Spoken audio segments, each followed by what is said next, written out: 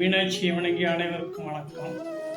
இந்த வீடியோ பதிவில் கன்னி பகுதியினுடைய குறைபாடுகள் என்ன, தீமை செய்யும், அதை சரி பண்ணால் எந்த அளவுக்கு நன்மை செய்யும் என்பதை ஒரு சிறு குறிப்பு பார்க்கலாம்.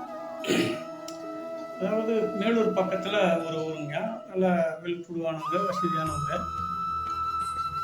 இனோவா கார் இந்த மாதிரி நிறையா அந்த அளவுக்கு பெரிய புது காரெலாம் வச்சுருந்தாங்க. நல்ல இடம், பெரிய இடம், நல்லா பெரிய வீடு கட்டியிருந்தாங்க. பார்த்திங்கன்னா கன்னி பகுதியில் வந்துட்டு கொஞ்சம் இழுவையாக இருந்துச்சு. அது தனியாக ரூம் மாதிரி போட்டு அது ரொம்ப இருந்துச்சு.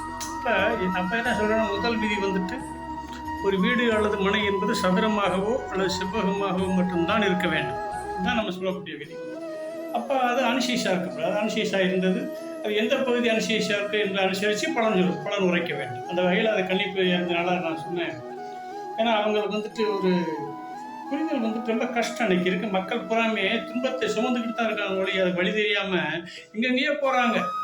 அதாவது கோயில், குளம், அப்புறம் ஜோதிடம், பரிகாரங்கள் இந்த மாதிரி போகிறாங்க. ஆனால் பலன் குறைஞ்சபாடு இல்லை என்று அவர்களுக்கு நல்லா புரியும். நான் நிறைய இடத்துல பார்த்த ஒரு காரணத்தில் நான் சொல்லக்கூடிய சூழ்நிலை இருக்கிறேன். அதனால் நான் சொன்னேன், ஐயா உங்களுடைய இந்த கார் புதுசாக வாங்கியிருக்கீங்க, இந்த கார் போய் ஒரு பசுமாட்டில் மோதி மாடு இறந்ததா, அல்லது பசுமாடு இந்த கார் மேலே வெறிச்சு விழுந்து இறந்ததா? ஆனால் ஒரு பசு இறந்துருக்குங்க அப்படின்னு.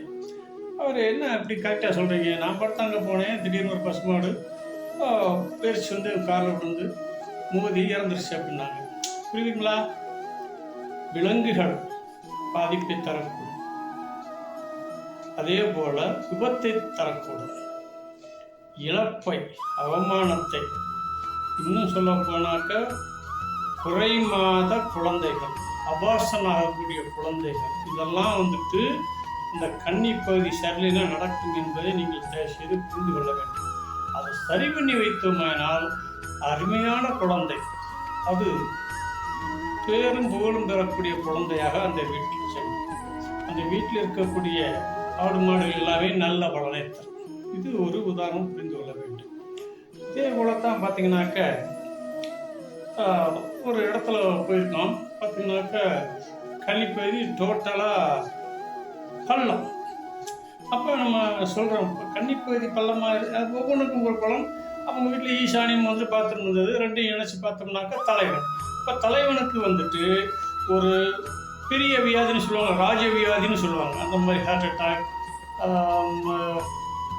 இந்த மாதிரி சில விஷயங்கள்லாம் வருவீங்க. ரத்த புற்றுநோய் இதெல்லாம் அந்த மாதிரி வரும். புதுவாக புற்றுநோய், இந்த கேன்சர், இதை கட்டாயம் சொல்லியிருக்கோம். சொன்னோம், ஐயா அவருக்கு ஆண்வாசம் இருக்காது, அதே சரி இந்த மாதிரி வியாதிக்கு ஆட்பட்டு இருப்பார் அப்படின்னு சொன்னோம். ஆமாங்க, எனக்கு கரெக்டாக ஒத்துக்கிட்டாங்க. ரொம்ப ஆச்சரியப்பட்டாங்க. ஆச்சரியப்பட்டதுக்கு என்ன, நம்ம அனுபவத்தில் மீனாட்சியம் நல்லா சொல்லுவோம். ஆகையினால நீங்கள் எப்பொழுதுமே கன்னி பகுதியை சரியாக வைத்துக்கொள் என்று கூறிக்கொண்டு அடுத்த பதிவில் பார்ப்பீங்க. வணக்கம்.